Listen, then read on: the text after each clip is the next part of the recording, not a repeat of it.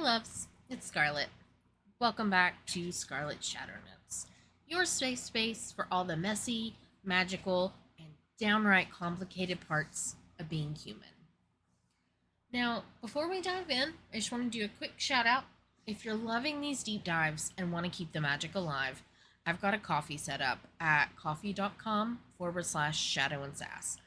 Every little bit helps me keep creating and dreaming bigger. Like maybe one day a big fluffy chair that doesn't ruin my back. Now, for today's topic, we're going to talk about values. And no, I'm not talking about the kind that you plaster on a motivational poster. I mean the core stuff, the non-negotiable rules that you live by when no one's watching. The morals that you would never trade for convenience, popularity, or even comfort. This episode is going to be real, and of course, sometimes raw, and the full kind of honesty that keeps me up at night. Because living by your values, it's not always easy, but it's everything. So let's start with the basics. Values aren't just words that you say when someone asks, "What do you stand for?" They're the why behind your actions. Imagine values like a compass. You don't always see it, but it's guiding you through the fog, keeping you from crashing into the rocks. I'm talking about those principles that you'd fight for: honesty, kindness, justice, loyalty, courage, whatever feels like your soul's backbone. And here's the kicker. A lot of people say that they know their values. But if you peek under the surface, sometimes their actions will tell you a very different story. And honestly, values are kind of like your favorite pair of jeans. Or, if you're me, leggings. They might not be shiny and new, but they fit you right, they hold you up, and you know exactly where the holes are. So, our values don't just pop into existence fully formed. They're both born from childhood, shaped by the people around us, our culture, and the lessons life throws at us, sometimes with a sledgehammer. For me, growing up, I thought loyalty was everything because that's all I saw modeled. But as I got older, I realized that blind loyalty isn't loyalty at all. It's silence in the face of wrong. And my values evolved to include courage to call out what's wrong, even if it costs me. And my friends, my IRL friends, will absolutely tell you this. I am stubborn, I am bullheaded, and I will tell you like it is. But then I'm going to tell you what we can do to fix it. I mean, who else grew up hearing, "Because I said so"? And suddenly, that became a life motto. Spoiler, it's not really a value, it's a survival strategy. And boy, that answer, "because I said so," is not something that ever sits well with me. Fun off topic kind of tangent here. When I was 17, it was past graduation. I was no longer in school because of the way my birthday falls.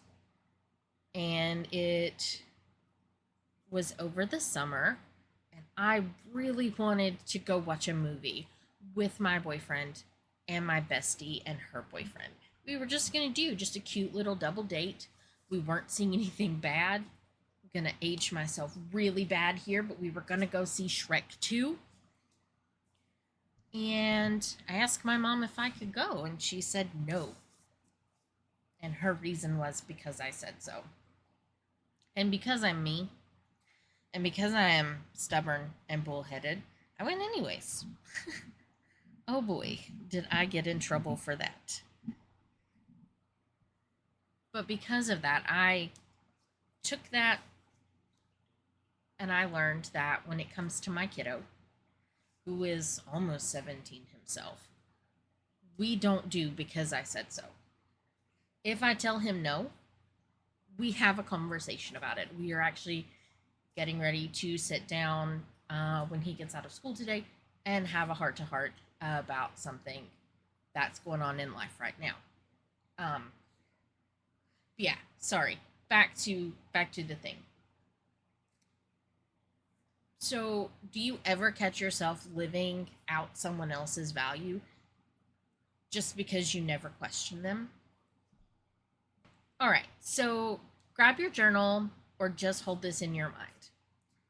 Think of a time when you felt really upset with someone. What value of yours did they violate? Now, think of a time where you were proud of yourself. Which value were you honoring then? As we've talked about, shadow work isn't pretty, but it's the only way to own your truth and figure out what your real values are, not just the ones that you think you should have. Journal prompt alert. If you don't journal, just text yourself. Hell, write it on a bathroom mirror with lipstick if you have to. Get those shadows out of your head. So here's a truth bomb. Sometimes your values fight with each other like siblings arguing over that last slice of pizza. Maybe you value honesty and kindness, but brutal honesty can hurt. Or you crave freedom, but also stability. The trick is not to feel guilty for that clash. It's to decide which value takes the lead depending on the situation. For example, I value honesty fiercely, but there are moments where I choose kindness first because some truths don't need to be said right then. You know, it's kind of like when you want to eat a good salad because it's healthy, but you really, really just want a giant slice of cheesecake. Some days that cheesecake wins, and that is completely okay. So now let's talk about some times when my morals have taken over. I have what I refer to as a sixth sense. It's just my intuition, and I like to think that usually it's right. Typically, if I tell anyone that I am close to that I have a bad feeling, they know we need to change the plan.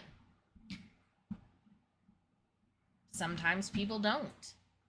They just want me to go along with their plan because it's easier or whatever. But my gut and my morals scream no. In those situations, I will absolutely stand my ground.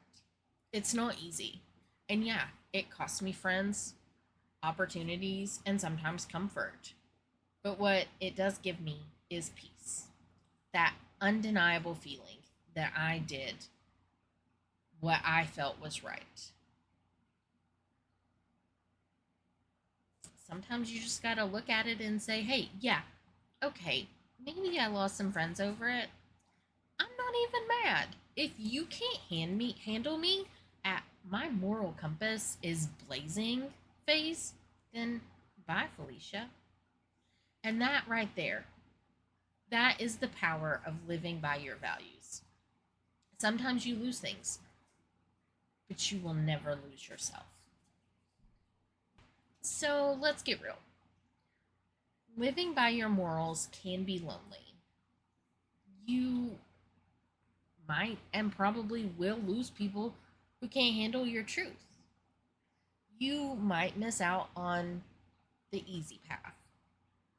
But here's what no one tells you. That loneliness, it's freedom wearing a cloak. It's freedom to live your truth without compromise. Lonely? Maybe. Worth it? Abso-fucking-lutely. Better to be solo with integrity than in a crowd wearing a mask. And every time that you choose your values over comfort, you're building a life that's truly yours, not one that someone else has scripted for you. So, how do you do it day to day? You start small. You pick your top 2 to 3 values and keep them visible. Make a phone wallpaper, sticky notes, your notebook on your desk, whatever works for you. Then, when you're faced with decisions, big or small, ask yourself which choice honors these values. Practice saying no to things that don't align, because your time and energy are sacred. Also, sticky notes everywhere. I have one on my fridge, next to my dog's leash, one on my forehead sometimes. Just kidding. Well, mostly. So now let's talk about the extra hard stuff. Relationships. Relationships are where values get tested hardcore. You can't build a deep connection if you're not playing on the same field. That's why I'm so picky. If someone's values don't vibe with mine, no matter how charming or fun, it's a hard pass. If their values don't vibe with yours, no amount of cute texts or free meals is going to fix that.